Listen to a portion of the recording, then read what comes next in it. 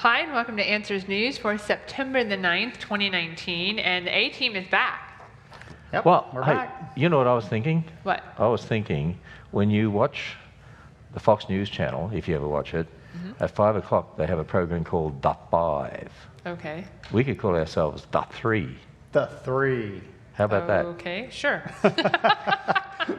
Well, welcome everyone, and we're back again today. And if you're following along, we're on the Facebook, on Ken Ham's page, the Answers in Genesis page, as well as the YouTube channel, Answers in Genesis YouTube channel. So I am He's on his now page. on my Facebook, and as comments go up, we'll mention those. I see people are just starting to get online. Yeah. And so, yeah, people And are we have a starting to jump wonderful on studio audience with us here Yep. today, so let's hear you. Yeah. Yes, There they are. and as I look around the room, they are all humans. They are. They are. Well, that would be good. So, They're all Homo sapiens. Yeah. Sapiens. Sapiens. It's sapiens. There you go. Sapiens, That sapiens. Australian accent. So. Yeah, well, we pronounce things correctly. For those of you who have been following on Facebook, know that one of our speakers, Dr. Tommy Mitchell, had a very serious coronary bypass surgery last week, and we almost lost him actually. But he is going home from the hospital today. So we're very happy about that, and he'll be a few months in recovery, but we're happy that he's on the mend. So hi, Tommy, if you're listening.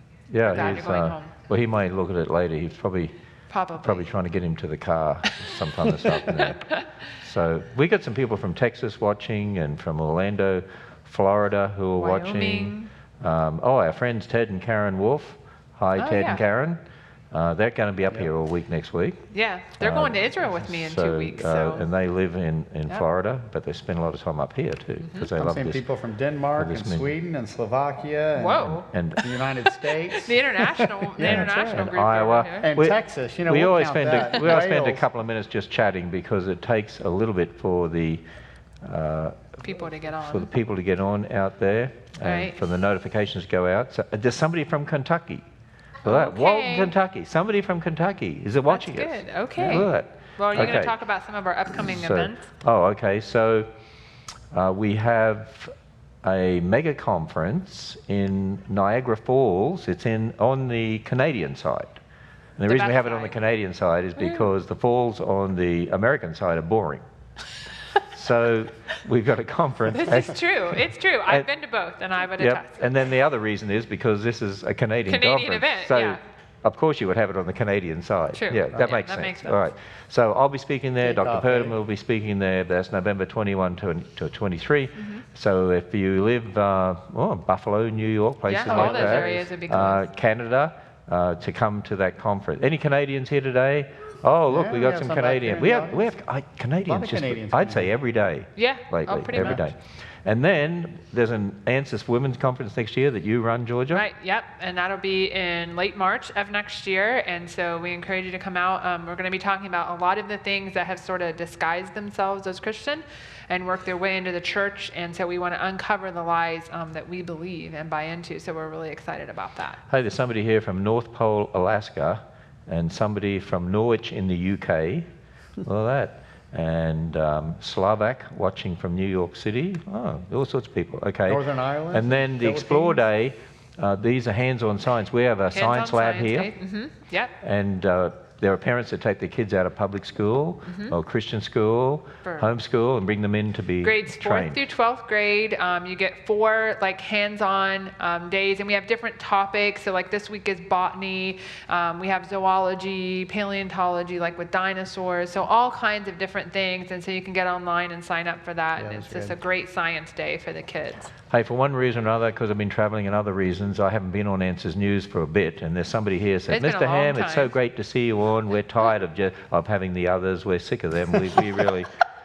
I'm sure that's word for word. Yeah, that's word for word. Yeah, it's Yeah, I'm sure it well, it's what says they meant that. to add at the end. They just didn't add that bit at the okay. end. so. You're reading into were it. thinking- So, hey, we need to say hi to all the people at the One from Answer India Center, here. because this is live streamed to the Answer Center Hi, at Answer the Center. Ark. In fact, I'll be down there speaking tomorrow at the Answer Center at 3 o'clock. Yeah. 3 o'clock Great, tomorrow. It's a great. beautiful day. I was down there this Oh, I morning, know. It's and just the gorgeous. Ark set against that beautiful blue Yeah. sky that we always have every no day one wants in to see Kentucky. that. They want to see the ark when it's raining. That's this true. is the one attraction you want to go to when it rains. I've seen people sad, like, It's I went to the ark, but ambiance. it didn't rain. Okay, Bodie, we'll head over to Dr. All right, Pedophilia. ready to go. All right.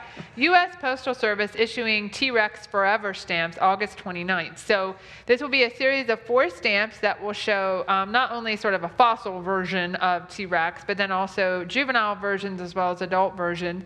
And of course, no stamp collection would be perfect without showing a T-Rex with some kind of feathers on it. Because after all, dinosaurs evolved into birds. So the U.S. Postal Service wants everyone to put these stamps on promoting the idea that dinosaurs evolved into birds. Yeah. Well, essentially, Yeah, and they yes, worked with the without Smithsonian directly. on this. Actually, if you read some of the latest evolutionist literature, they actually say dinosaurs aren't extinct. They're still flying around. They actually say that. They say when you go to your bird feeder in the backyard, you will see dinosaurs. So I thought, wow, this is great. So I put up a bird feeder in our backyard, and I saw like 5 different types of dinosaurs this morning flying in to the bird feeder. It was incredible. Yeah. Yeah. And it's really sad that they want to promote, these ideas. They don't show any feathers or anything like that on the adults, but they do show some sort of down on down the feathers. juveniles. But you were looking for what is the evidence for this. I did. I looked it up, and it's interesting. They worked with the guys from the Smithsonian, and I found an article on the Smithsonian about 1.5 years or so ago that talks about T-Rex was a scaly creature. It really did have scales. It didn't have feathers, and they're actually arguing that in here. And so I was actually trying to find, well, what evidence do they have to say that these T-Rexes had feathers? And I can't find it. We don't find fossil T-Rexes with feathers on it. We just don't find it. Yeah. Well, you know what? They call these forever stamps because what they say is that when you buy them, then no matter what the price is for a first-class stamp, you can always use them. They'll be forever. And in other words, they're going to last millions of years. Because I don't think we'll be around. See, they believe dinosaurs lived millions of years ago, so they've got to have stamps that last for millions of years. So, is that what they call forever stamps? I guess. I don't know. That one might fly away on you. So somebody just said it's great to have the old crew back together. Ken, Georgia, and Dr. Bodie Puns Hodge. Yeah, somebody here said Bodie should get a haircut. Yeah. What? Okay. I'm already losing it on the top. Don't want him to lose any more hair. When they say that, please tell us which of the hairs on top you want him to cut. All right. Next article. Spiders are getting angrier because of evolutionary trick to survive climate chaos. Now, when I first read that, I'm like, angrier, that's a human trait. That is not a spider trait. Okay, tell me who the scientist is here, the real scientist. She says, using the word angrier for spiders is a human trait. I'm going to say this. That's anthropomorphic language.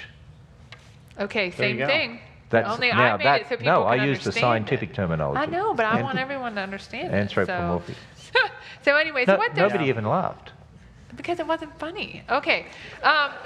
See, that's funny. Okay, so what they're trying to say is that climate change is resulting in scarier spiders because the spiders are having to be more aggressive in order to deal with all of these weather changes and climate changes. And so the ones that survive are the fittest.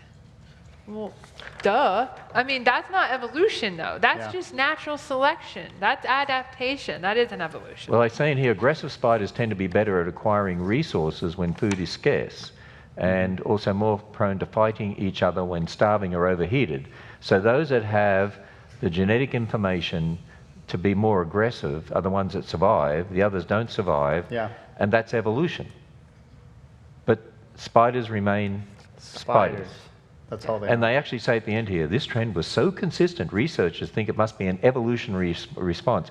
By the way, this is the way young people are brainwashed in the public schools through the textbooks and in our colleges because they do exactly what they do here. The major evidence for evolution used in the public schools from the teachers and the textbooks is, oh, you see changes occurring in spiders or changes occurring in these particular birds or changes, like Darwin's finches, with big beaks, little beaks, middle-sized beaks, and so on. And they say that's evolution. So they use the word evolution for what really is happening in natural selection, adaptation, even speciation, and that is it's acting on the diversity, the genetic diversity that was already there. Yeah. Right. Yeah, definitely. So it's Or it not could it's even not be evolution. There's epigenetic. There's all types of ways that animals can adapt, that God has built within them, so to speak, to do this. And so we don't know exactly what that is, but I just hope they don't come into my house. So Here's the thing. If they're going to have storms and this is going to affect the spiders, they're going to be more aggressive because they're starving. Guess what? Just about any animal is going to be more aggressive when they're starving, when they're hungry. Well, yeah. But we don't see dogs change into anything else. We don't see spiders changing into anything else. I mean, here's the thing. If I'm stuck in a bad storm, it ruins everything that I've got. You know what? I'm not going to be happy either. I might be a little more aggressive. Really? I got to rebuild a shed? I mean... The spiders are getting hangry. When my wife sees spiders, she becomes more aggressive. She becomes very aggressive. And I tell you what, it's survival of the fittest, and that spider does not survive. I can tell you that. They will not survive. Wow. Okay. The articles we find on the web. Yeah, I know. All right, amazing in-utero surgery proves babies are more than blobs of cells. So basically, this is we keep hearing more and more about these different kind of surgeries that they're using to actually be able to help children that are still in the womb so that the problems don't continue to multiply and get worse. And in this case, they were able to treat anemia, which is low red blood cell count or low iron, depending on what the type of anemia. And they actually performed 5 blood transfusions with this child before the child was born, which helped the child to survive. And now, obviously, they can help it outside the womb. But again, this is amazing. This is so cool. They've been able to treat spina bifida and all kinds of things. And it's just more evidence to show that these are individual human beings that have a right to life. I like the last paragraph of this particular article. And by the way, the links to all the articles we put in the Facebook Live here so that you will see them. But Mr. Robinson continued, the case illustrates a terrible irony that medical teams spend enormous effort, time and money to deliver babies safely and nurse premature infants back to health. Yet in the UK, we routinely and deliberately end lives of 600 babies a day. By the way, Planned Parenthood in America, it's 900 babies a day on average for a 7-day week. Whilst pro-abortion campaigners insistently refer to unborn children as blobs of cells or parasites, the use of in-utero surgery highlights that unborn children are human and worth saving and protecting. And there is, you think about it, they do spend millions of dollars when babies are born prematurely, and they try to save them and so on, but they abort them at a much older age than that. I mean, I tell you, this whole abortion issue is, it's really an issue of child sacrifice. It is. In our modern culture. Yeah. I'm fascinated by what these doctors can do. I mean, it's not just with anemia. I mean, there's hosts of different things that they can correct prior to the baby's ever born. And it is fascinating, the stuff that these doctors can do.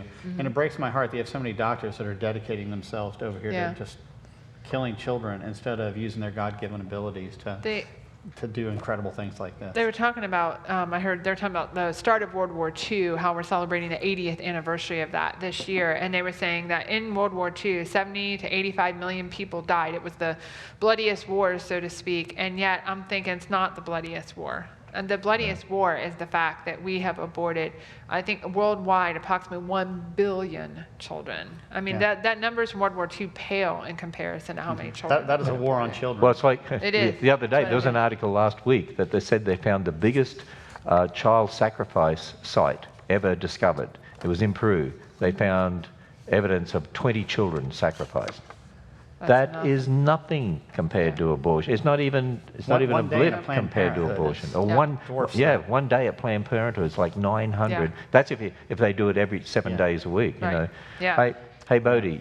So somebody here. So there's people that are now having better puns than you. Good. Yeah. Good. So I like to see he said, remember that article about the spider? Yeah. They said, so is this article promoting a web of lies? Very good. That's a good one. Actually, I want to see people really compete with Bodhi here on puns, because we need to push Bodhi to do better. Okay, I think he's doing fine. But it shouldn't too. Just with that last article, we need to remember that the ultimate argument for life and why life should be preserved is that human beings are made in the image of God. They are image bearers, and that is science supports that they're human beings, but the ultimate argument is that they're made in the image of God. Yeah.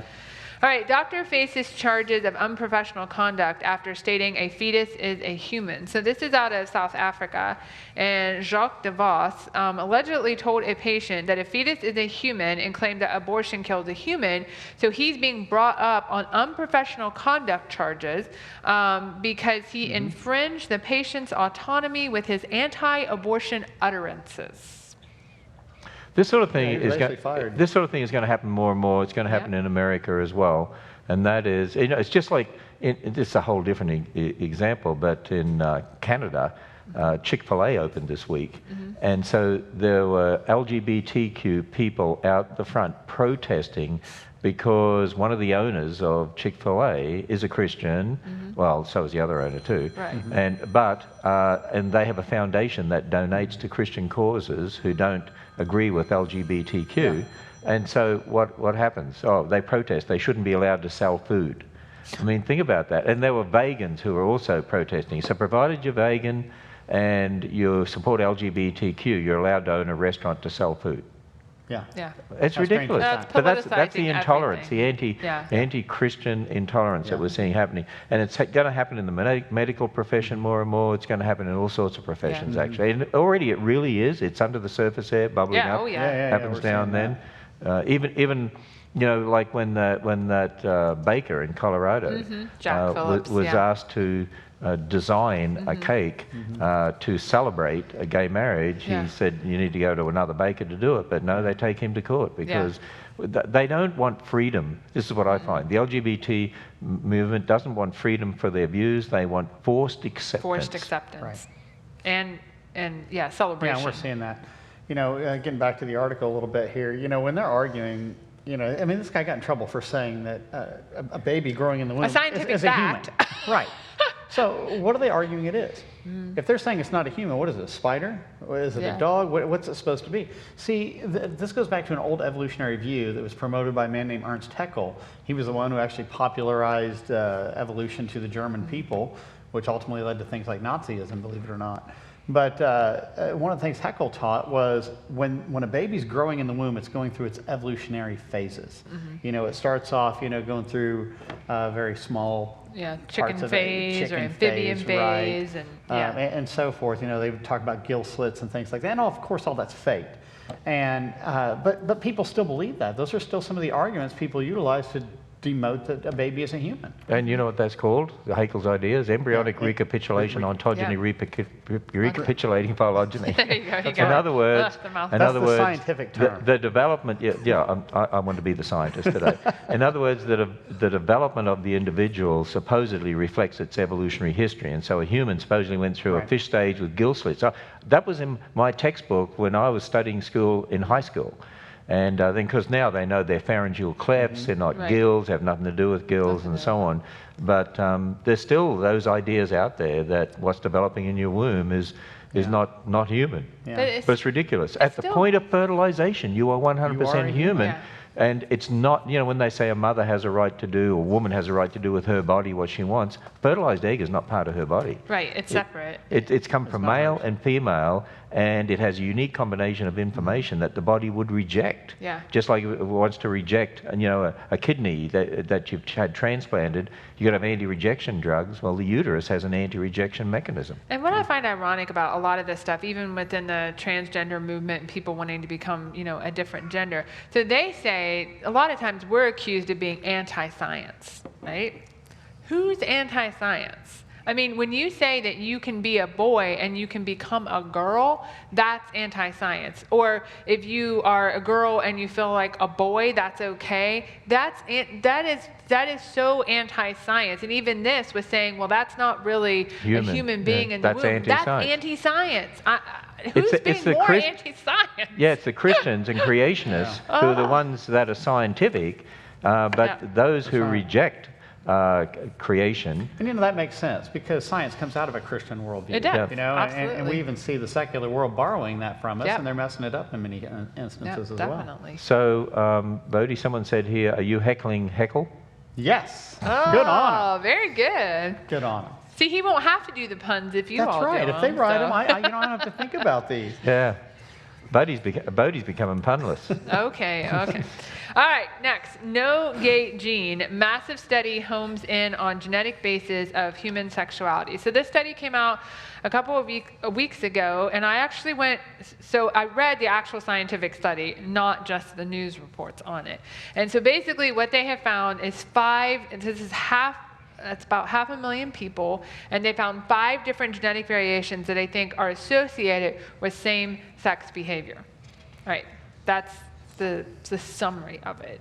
But there are a lot of problems with this study, a lot. Yeah. Now, it is large, which is unusual, because usually it's not that many people.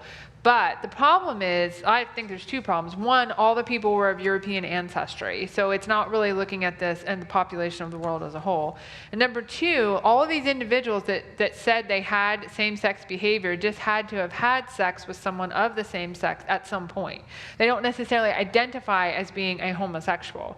So I kind of have issues with that. Like, if you're going to say these genetic variants have something to do with same-sex behavior or being a homosexual, I'm not so sure I'm buying that from this particular study. Well, here's the thing, though. Complicated. What's happening is a lot of these people are desperate to try to find a gay gene to justify, in their minds, really doing something that is unbiblical, it's immoral. I mean, it's against God's created order. So they're trying to justify it in this way, and so they're searching for this supposed gay gene. They'll probably search for a transgender gene, and they'll search. Oh yeah, they already are. Yeah, they'll do anything they can to try to justify their unbiblical behavior, their rebellion against God's created order. Yeah, and they're not even sure like what the genetic variants actually do. Like, you have to understand that. They found them. So one's associated with, like, smell. One's associated with male pattern baldness. And they're saying that, but they don't know. They don't know what these variations actually do. Is that a mutation? Male pattern baldness? Well, it's just a variation, they say, is associated with that. But that's the thing. We don't know if genetics even determine behavior. And like I always say, even if ultimately we find out that it has some genetic basis, it's still a sin. Scripture is clear on that. Right. But Christ can give victory, because 1 Corinthians 6:11 says, such were some of you, right? Even when it talks about fornicators. And that's what we see even today. There's a lot of people who've come out of homosexuality. Exactly. You know, and they have the same genes. Yeah. You know? So we got to make sure that we raise up our children with the right foundation in God's word and having the right worldview.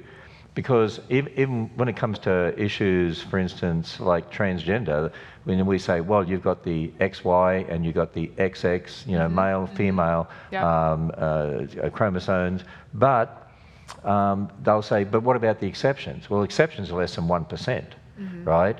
And we need to get our children even ready for that and help them understand, because of sin, there are mutations and there are problems, and people will have problems in different ways, genetically or other ways, because of sin. That doesn't negate the created order, but sin has distorted everything, and sin causes all sorts of problems. So we need to make sure we're teaching them the right worldview so they're looking at things in the right way. Right, exactly. Okay, scientists reveal 3.8 million-year-old face of pre-human ancestor. So this is a fossil from Ethiopia, and you might be familiar with Lucy. Okay, so she's Australopithecus afarensis. There you go, some scientific terminology there. Yeah, about time you acted as a scientist today. Right, and that's not to be confused with Australopithecus africanus. So this is Australopithecus anamensis. Okay, so this is the ancestor to Lucy. Right? That's supposedly At least that's what they claim, right? Who this is. Got eyes like you. Yeah. Notice how they do that? This is not how apes look. Their eyes don't have whites like this. It's subtle indoctrination to make them look human, to make you think they're sort of more human. Humans have the whites of their eye. Right. Animals don't have it. Yeah. You know, it's just kind of a unique Apes difference. don't have it. Yeah. And Lucy's not really thought of as an ancestor to humans anymore. She's sort of a cousin. Yeah, a branch She sort of went off on a branch. Well, it used to be ancestor to humans, and they put on a side branch. Right. Here's the other thing. Even in this article, they're saying this changes everything we know about, you know, the evolution of Australopithecus and so on. And of course, that's one of the things that you will read over and over and over and over and over again in evolutionist articles is that, oh, we don't believe this anymore. Now we believe this. Oh, now we believe this. Oh, now we change. Oh, we changed our idea here. And I think there are articles every week. Oh, now we've changed this idea. Right. And so it changes all the time. So it evolves. So, and they're just saying that the faces, like they noticed that the anamensis is really different from the afferenses. This is hard to say. So they're saying that, and if you look at the skull, I mean, not the artist reproduction, okay, but if you look at the actual skull, it's clearly ape. I mean, there's no question that this is an ape. Yeah, it's an ape. And what's on top, step back and look at the big picture where this was found or where Lucy was found. It's in post-flood sediment, which means people were around long before this. Noah was around, Adam was around, all these people had been around before this thing ever lived and died and was buried in this post-flood sediment. So it can't be an ancestor to humans when you look at it properly from a biblical viewpoint. Hey, Bodhi, someone said here in regard to that other article, when Georgia mentioned baldness, it says baldness is not a mutation, it is an enhancement, right, Bodhi? Sure. Yeah, but you're biased. When I grew up, my back was bald. But as I got older, it became less bald. I don't even want to know about that. Somebody said here, Ken going Ham, in the opposite direction. The comment monitoring guy is here. See, I take notice of people. I'm taking notice, but I haven't seen much that I would want to talk about. So you're saying that all the people commenting are boring on your... Well, okay, this one, I'm not even sure I can say this right, but I'll try.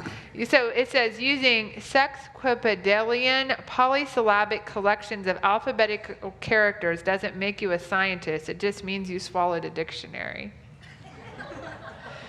So I'll say that. That's by one of our top fans, just so you know, from New York City. All right. There's one person. Are you trying to make a point? Yeah. This is speaking back to you, Ken. It says, let's not punish Bodhi too much. Oh, okay. That was a good one. Someone said that they must have found a photo next to that ape. No. That's an artist reproduction of what they think it looks like. Sometimes I think people think they found photos because you see all these reconstructions. You've got to remember something. These are artists that are told to do things in a particular way. Take these bones and make it look human. Actually, when you look at the picture of the actual skull that he found and holding up his skull, when you actually look in the article at the picture, you won't be able to see it from back there. It looks like an ape. It looks like typical ape. Even I can tell that. All right, lose your faith at an evangelical college. That's part of the process. So this article just corroborates what we have been saying over and over again. What our studies have shown is that sadly, many evangelical Christian colleges are compromised on the truth and the Word of God. And so they teach that. And so these students go in knowing what they believe and they come out questioning it or not believing any of it. And that's just the sad truth. That we have a book on this that Ken was involved with. We got statistics on it. Called Already Compromised, and it's a powerful book, and I want to encourage people to consider that book. If they want if they've got children or grandchildren looking to go to a Christian college, you need this book in your hands because you need to know what's going on out there. Absolutely. Hey, can I give an example here? I just pulled up a different keynote presentation I have. Here's a book. This really summarizes what's happening. This, I would say, is representative of where most of our Christian colleges are in America, in fact, around the world, but particularly in America. This is produced by Wheaton College, and they claim that they're, the leading sort of Christian college in America. And 5 of their scientists produced this particular textbook, funded through BioLogos, by the way, which tries to force the teaching of evolution on schools. And millions of years. For instance, here we are, this quote here. The age of the Earth is 4.55 billion years. It's less a theory than it is a measurement. In other words, it's fact that the age of the Earth is 4.55 billion years old. Let me see, this quote here. Although some Christians have argued that the fall utterly disrupted some kind of original perfection of creation, there's no evidence from either the Bible or the creation making that a foregone conclusion. Well, I guess really? They must have a Bible that doesn't have Genesis chapter 3. So the fall did nothing. What about Romans 8 that says the whole of creation is suffering because of the fall? This one, there's not enough. It's not enough to say that geological data to support a flood of massive proportion is lacking. There's no archaeological evidence that lends support to such a flood. No, there's none. No, there's none. Have a look at that. No, absolutely none. Billions of dead and I things wanted to buried show. in rock layers I just laid wanted to down show by you water over the earth. one more quote here, because this relates to the article we just did. Actually, humans are hominoid primates. Hominoid primates are apes. Yep. So here we have a Christian college textbook produced by Wheaton College saying to the students, you are apes. And you read on here, you are apes in the hominid tribe with cognitive abilities that exceed those of all other primates. In other words, you're apes, you just happen to be a bit more intelligent than these other apes. So are you made in the image of God, or are you made in the image of apes? Yep, which is why when you go down the Cincinnati Zoo, they let you walk in with the gorillas and the apes, and you can just walk in there and talk to them. And of course, they won't let you anywhere near them. You know, they have big fences and do not touch and do not put your hands in here and do not go near them.